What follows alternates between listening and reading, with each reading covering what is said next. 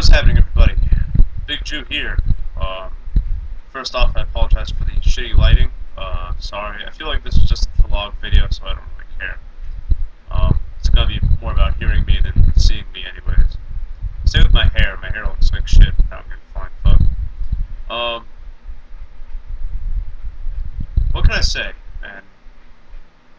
Dusty Rhodes. I'm pretty sure everyone is probably getting on YouTube right now making a video about this. We heard about it last night, and he is dead. And that sucks. I don't have the best memories of Dusty Rhodes at all. I got into wrestling when he was doing his WWE thing, when he was in WWE. So, like, early 90s. That's when I got into wrestling. That's when I started watching it and knew what it was and was able to comprehend it. So when he was with that valet of his in, I think, 1990 or 1991, that's when I'd first seen the man. Since then, I knew that he was an integral part of wrestling. I knew that he was Goldust's dad. I'd known that for a while. And, I mean, looking back, I was never able to experience his interactions with the Four Horsemen and Ric Flair live. And when I mean live, I mean like as they happened. But I did watch some footage, old school footage of that, through DVDs and stuff like that. And let me tell you, the guy was a fucking genius. The guy was a goddamn genius. Holy shit, can that boy talk. Better than Ric Flair, better than Hogan, better than Billy, even I will say as well as Billy Graham, and the others that were around at his time. I mean, his promos, holy shit. His I've dined with Kings and Queens promo, holy crap. I mean, like, I'll be the first to say, or not the first to say, but I'll go on record and say right now that Dusty Rhodes really brought, like, the realism to the wrestling promo. I mean, like, before him, wrestling promos were like, we're almost like interviews in sports. You know what I mean? Like the sports interviews go like, yeah, I feel real confident in beating my opponent, and I believe I can beat him. So we better be ready. And that was the common promo back in the late 70s, or before the late 70s, before Billy Graham, before all that, before the American Dream, Dusty Rhodes, and all that. But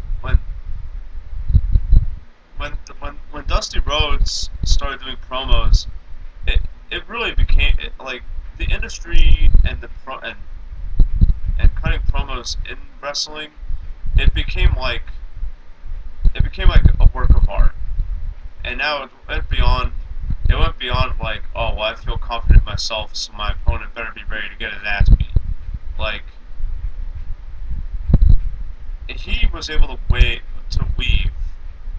a narrative so strong that it would literally talk you into seeing a match. And I have seen quite a few of his promos, and for the time, they're works of art. So, him dying yesterday, and the wrestling world has lost one of the people who, like, literally made it what it is today. Not paved the way, he, like, built it.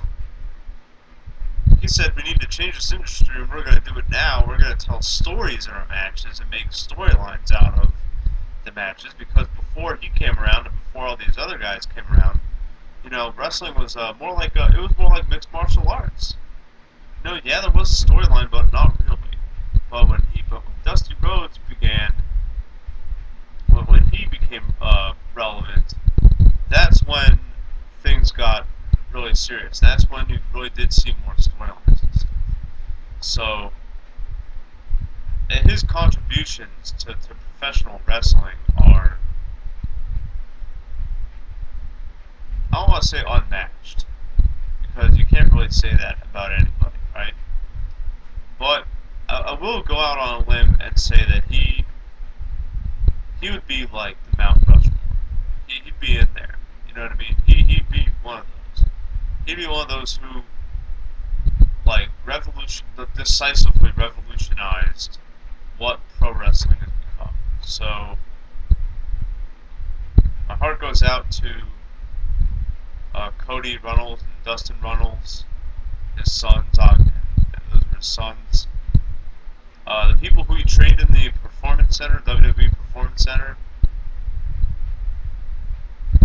that's a terrible loss to them. Terrible loss to me as a fan. And, just, man, how many more are we going to lose, people? I mean, last year it was the Ultimate Warrior. This year it's Dustin Runnels, aka Dusty Rhodes. You know, who's next, man? I don't mean to quote Goldberg by saying that, but seriously, what a shame. What a shame. That's sad. So rest in peace. All right, well let me do an impression. Why not? I gotta do it. I gotta do the Dusty Rhodes impression. That's gotta do it, brother. And I'll do the Dusty Rhodes impression with my thumb off. This is the big Jew telling you to keep being awful.